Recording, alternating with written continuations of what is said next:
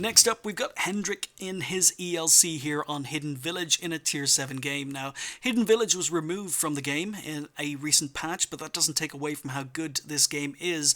Yeah, as far as a map goes, I didn't like Hidden Village very much, and it seems that a lot of people in Wargaming agreed because they wouldn't have removed it otherwise. But Hendrik obviously loves his ELC. As you can see, he's got 3 marks of excellence on the barrel, and I'm sure most of you are completely familiar with what the ELC can do in the right hands. But for those of you who are maybe newer to the game or who are maybe newer to the channel, haven't seen previous ELC AMX replays, this is a very fast, very maneuverable, very small, very stealthy French light tank. It only has 2 crew members, but it's still very, very good. It's got a forward-facing gun, so it's almost like a tank destroyer in that aspect. It can't turn its turret to the sides or to the rear. It's only got a very, very narrow gun arc on the front of the tank, so it can be played a little bit more like a tank destroyer, or it can be played like an active or passive scout. It can pretty much do anything. It's a decent damage dealer. It comes with a very, very good gun, which is a 90mm, and this is a tier 5 with a 90mm gun. I mean, most tier 8s and 9s have 90mm guns, but this is a tier 5 light tank with a 90mm. It has 170mm of penetration, 240 damage, and just a very, very good penetration, very good damage for a light tank. The aim time, unfortunately, is not amazing on the tank. It's one of the balancing features, but it's a lot of fun to play.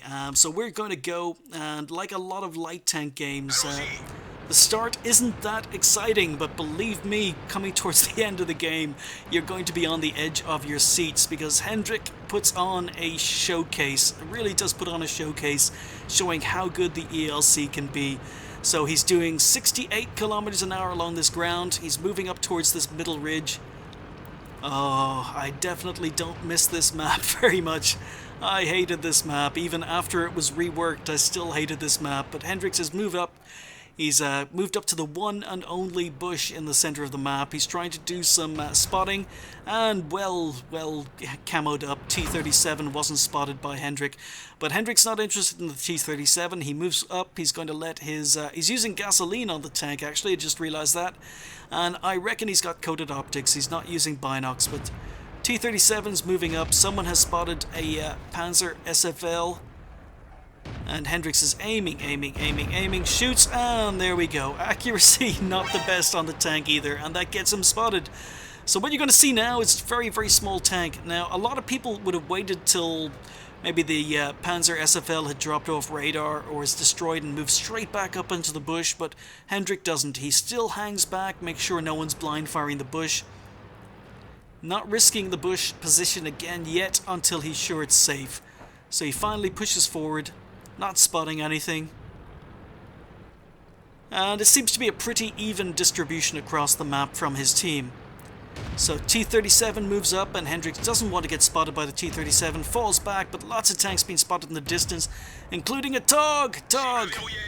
But Hendrix goes for the Hellcat, and unfortunately shot goes high. So yeah, I was saying this thing could be played like a TD. Unfortunately, sometimes the accuracy is going to let you down.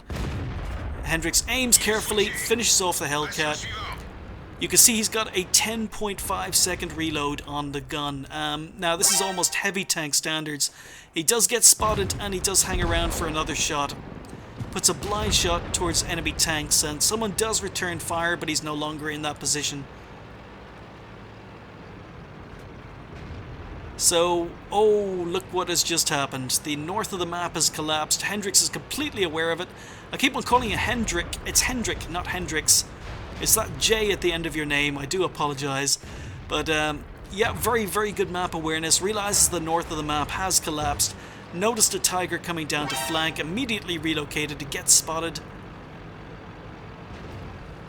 Trying to stay safe. He's got tanks on 3 sides of him now. But Tiger 1 is ignoring him, so he moves up, auto aims, going for an engine shot, 247 damage. This is a light tank that can do 240 alpha damage. So he hangs back, waits for a reload. Tiger was looking at him, and again, he's not going to be silly, he's not going to poke. He's just trying to get eyes on the Tiger to see which way the Tiger's pointing his turret. It does get him spotted again. So he's just waiting. Tiger doesn't know which way to point his gun and gets taken out by a Tog. So in the meantime, on the minimap, there are still a bunch of tanks behind him. Another Tiger 1 is moving down. Hendrikj was a little bit slow to realize that, but ELC bounces, takes tracks, absorb the shot. Now that was probably a little bit dangerous. I probably would have kept moving, but he risks taking a hit from the Tiger 1. Tiger 1 misses, and Hendrikj falls back, drops off the radar because the camo rating is so good on this tank.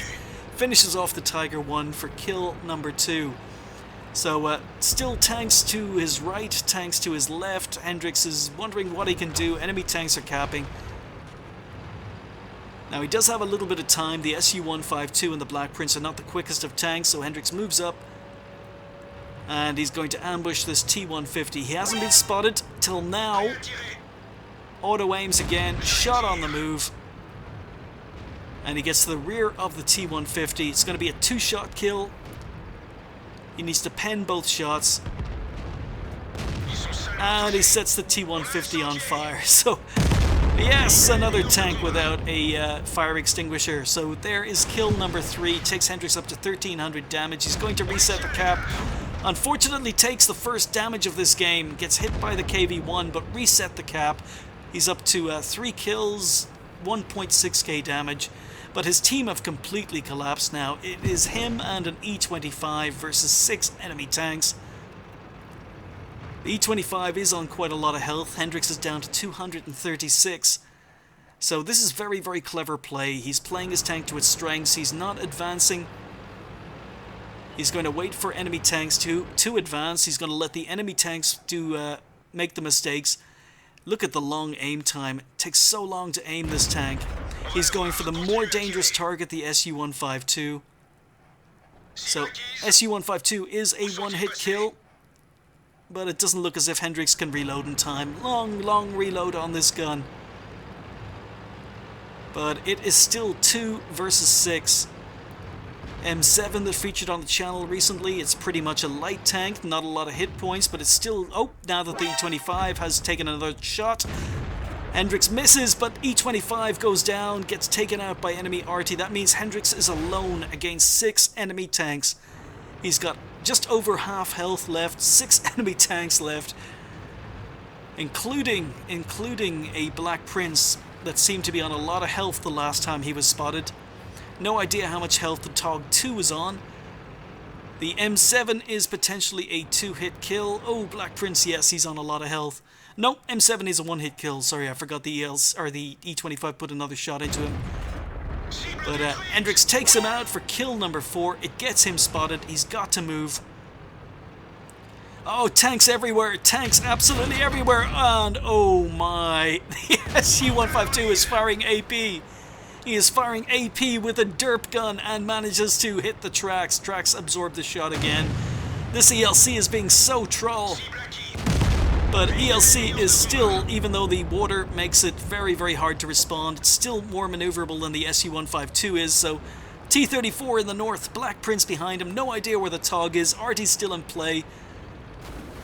Hendrikj is on 5 kills. He's up to 2.2k damage. He's trying to keep distance between himself and enemy tanks. T-32 is now being spotted. Black Prince is still moving in, and Hendrikj has just got to cross his fingers. Yep, he's got to clutch his butt cheeks and just get out of there. Get some distance between himself and enemy tanks. Everyone is firing at him. He's the only tank left. He doesn't have a lot of health, and he has absolutely no armor. He was very lucky to bounce 2 shots or have his tracks absorb 2 shots. Very lucky that the SU-152 was firing AP. I have no idea. I have no idea why that SU is firing AP, but Hendrikj is on the move. He is looking for enemy tanks. He finds the TOG. TOG is a 2-hit kill. And the TOG misses, and again, using speed, using mobility, trying to get under the TOG's gun. Trying to use the TOG's lack of gun depression against him, but unfortunately advances a little bit too far. Takes a hit. Oh, puts a shot into the TOG's tracks. He needed to hug the side of this TOG in order to stay safe. He took some damage unnecessarily there, but he's behind the TOG now. TOG is having problems with the gun depression. Finishes off the TOG for kill number 6. It was 1 versus 6, guys. It is now 1 versus 3. Still a Black Prince around, and someone is capping, and it is probably the T-34. So once again, trying to keep distance between himself and enemy tanks. He's using his camo rating, he's using his superior view range. He needs to spot and shoot enemy tanks before they spot him. Black Prince is behind him. And did he get spotted? No, he did not get spotted. 40 seconds left to go before the enemy team win by cap. Black Prince is traveling in the wrong direction. Hendrik has managed to sneak around. He spots the T-34. He's keeping his distance so he doesn't get spotted. T-34 does not have great view range. Not much to shoot at. He needs to readjust. Aim, aim, aim, aim. He's aiming in fully, not taking any risks, and gets a kill. So there is kill number 7. Resets the cap. 2.5k damage done. Black Prince is still on the island. Was 1 versus 6, now it's 1 versus 2. Hendrik has got a choice. He's got to deal with a Black Prince who's on a lot of health, or he's got to deal with Artie. And I think he's going for the easier option here. He's going to go look for Artie, and at the same time put some distance between himself and the Black Prince so that he can abuse his camo rating. So it's all just a question. Has Artie advanced? Is Artie still sitting in spawn? Who is Hendrik's going to focus on? Is he going to focus on the Black Prince, or is he going to focus on Artie? It looks like he's more interested in doing damage. He's going to look for the Black Prince. So he pushes up, and he does spot the Black Prince. Now he can double bush him through trees here, but the Black Prince is behind cover. Aim, aim, aim, aim. And bounces. Oh, he bounces. He switches to premium ammo. Now the Black Prince was turning to look in his direction. So this is one instance where maybe Binox would be better than coated optics, but not by much. I think both equipment choices are valid on this tank depending on how you play it. If you play it actively, go for coated optics. If you play it more passively, go for Binox. Oh, I was going to say no joy. Black Prince has been spotted, but he's at a bad angle for Hendrik. Very bad angle. But Hendrik puts a shot into the turret roof. And at this point there are 4 minutes left of this game. And now if he shoots the Black Prince, there's potential of Hendrik being spotted. There's not enough cover up here. So he's got a choice. He can try and break off, change the angle of attack on the Black Prince, try and abuse his view range and his camo rating. Or he can go get Artie. It doesn't look as if he has to go get Artie. Artie is coming for him. Aim, aim, aim, aim. Takes out Artie for kill number 8. Just one enemy tank left, but at the same time he gets spotted. 3.5 minutes left of this game. So, always a big question in a situation like this. Hendrik has already picked up his Radley Walters. Does he go for more damage? Does he go for kill number 9? Or does he secure the game? I think that's what's going through Hendrik's mind at the moment. The Black Prince was last spotted coming up towards the hill. And I think Hendrik is just looking, where is the Black Prince? No sign. So he's got 3 minutes to kill an invisible enemy tank that could be anywhere. He's only got 90. Okay, that was disappointing. My computer had a quick crash, but we are back recording. So yeah, as I was saying, he only has 2.5 minutes left. He's only got 97 hit points left. So do you go and try and kill the Black Prince, who's still on a lot of health, and you may or may not have difficulty penning him? He can one-hit kill you. Hendrik goes for the easier choice. He goes for the cap. He wants to secure the win, secure the game. And the enemy team aren't going to be very happy about this decision. But it was the right decision, so we're going to speed up. And what I want you to do is keep an eye on chat. Keep an eye on chat. Enemy team are not very happy with his decision, but very good decision in my opinion. Yep. Oh, they're not very happy with him. But that's the SU cursing him, and the SU shouldn't have been firing AP in the first place. But this was a 1 versus 6 situation. And Hendrik has pulled it out. He has managed to win the game and cap to victory. So I think this end plate pretty much sums up that game. I think Hendrik had an absolutely amazing game and an amazing result. It was a bit of a slow start. His gun was letting him down. He was missing a few shots. He did get quite lucky in a couple of places where the Tiger got his shot absorbed by tracks, and the SU-152 managed to shoot an AP shell with a derp gun into his tracks for 0 damage. But other than that, I thought Hendrik's decision making was incredibly good throughout that game. He played the ELC to its strengths, used its speed, used its maneuverability, used its camo rating, used its gun, used its view range very, very well. Pulled out a win from a very, very bad situation. He picked up an ace, unsurprisingly, for that game. He picked up a Radley Walters for 8 kills and the automatic top gun as well. He picked up a Colabanos for standing alone against 6 enemy tanks and still winning. He picked up a Defender medal for getting more than 70 base defense points. He picked up a High Caliber, and he picked up an Invader medal for doing 100% cap. Absolutely incredible result in the ELC. He finished with a huge base XP of 1747, 2,000, almost 3,000 damage done with the 8 kills. I'm just blown away. I'm just so disappointed I didn't see this replay till now. 22 shots fired, 18 hits, and as I say, this was where the gun was letting him down. 15 pens for those 18 hits left him on 3,000 damage. He didn't actually spot any tanks, so the ELC, a lot of people consider it a scout, but it is just as good a damage dealer. And even though Hendrik was trying to scout at the beginning of that game, he didn't actually get any spots for himself. He damaged 11, destroyed 8, did 204 assistance damage, again because he wasn't spotting his own targets towards the beginning, and he managed to do 100 base cap points, 99 base defense points. I didn't realize that he got so many base defense points in that game. Incredibly good effort. He wasn't playing with a premium account either.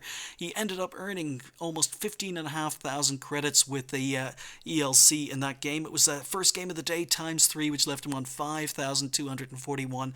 Absolutely superb effort, Hendrik. Incredibly good decision making, particularly towards the end of that game. Really enjoyed it. And yeah, when you're in a scout, sometimes you have to get a little bit lucky, but that doesn't take away from an absolutely amazing game. Congratulations. So I want to thank hendrikj and David Sturm for sending those replays in quite so long ago. I just felt like light tanks today, guys, and I think I picked out 2 pretty good light tank replays. There shouldn't be too many complaints. I hope you guys at home enjoyed watching them as much as I did. Thank you for watching. I'll see you next time.